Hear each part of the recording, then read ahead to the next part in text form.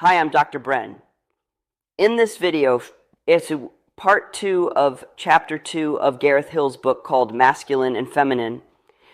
We will continue to explore how these archetypal patterns operate moment to moment in daily consciousness, how they apply to all genders, and what this means for therapeutic work. These patterns aren't just developmental, they're daily.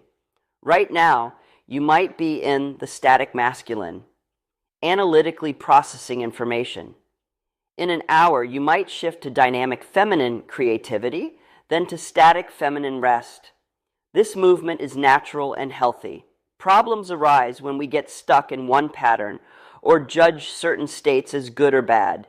Someone identified with productivity might judge rest as laziness, but learning to honor these natural shifts transforms your relationship with yourself.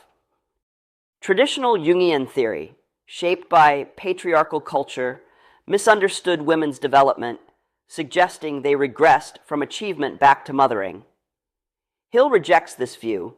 Women traverse the same archetypal stages, often with different timing and emphasis.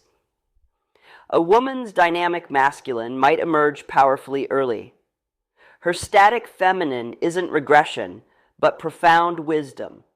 The goal for all genders is the same: wholeness through integration of the full archetypal spectrum. For therapists, this model transforms how you understand what's happening with clients. Instead of just seeing symptoms, you can track archetypal states. Is someone collapsed into passive, static, feminine dependence? The work might involve awakening their dynamic masculine agency. Are they stuck in inflated dynamic masculine achievement, cut off from depths? They might need access to static feminine being. Understanding these patterns helps you meet clients where they are rather than where you think they should be. Healthy development requires appropriate mirroring and initiation. In the static feminine, we need mirroring, being seen and valued for simply being. The dynamic masculine needs fiery initiation, appropriately scaled challenges that develop capability.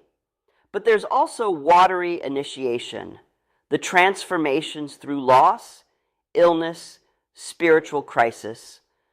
Our culture excels at fiery initiation, but struggles with supporting people through watery descents. We need guides who can help us find meaning in darkness, not just achievement in light. This model revolutionizes therapeutic work. You can track not just where someone has been in their life journey, but where they are right now, in this moment. It also helps you recognize when you might be operating from a particular archetypal space and how that influences the relationship. The goal isn't to transcend these patterns, but to develop more conscious, flexible relationships with all four. Relationship becomes supporting the natural archetypal flow, rather than fighting against it. Start paying attention to your own archetypal weather. Notice what triggers shifts. Does stress push you into rigid, static masculine? Does creative work open your dynamic feminine? Does fatigue call you toward static feminine rest? Where do you get stuck and what helps you move? This isn't about getting it right, but about developing archetypal awareness and fluency. The more conscious you become of these patterns, the more choice you have in how you respond to life's demands. Wholeness comes through learning to dance with all four patterns. This might mean developing neglected archetypes. If you're always in dynamic masculine achievement, practice static feminine being. If you're stuck in static masculine structure, experiment with dynamic feminine flow. The goal isn't perfect balance, but conscious flexibility, the ability to access whichever archetypal energy the situation calls for. This is practical wisdom for navigating life's complexity.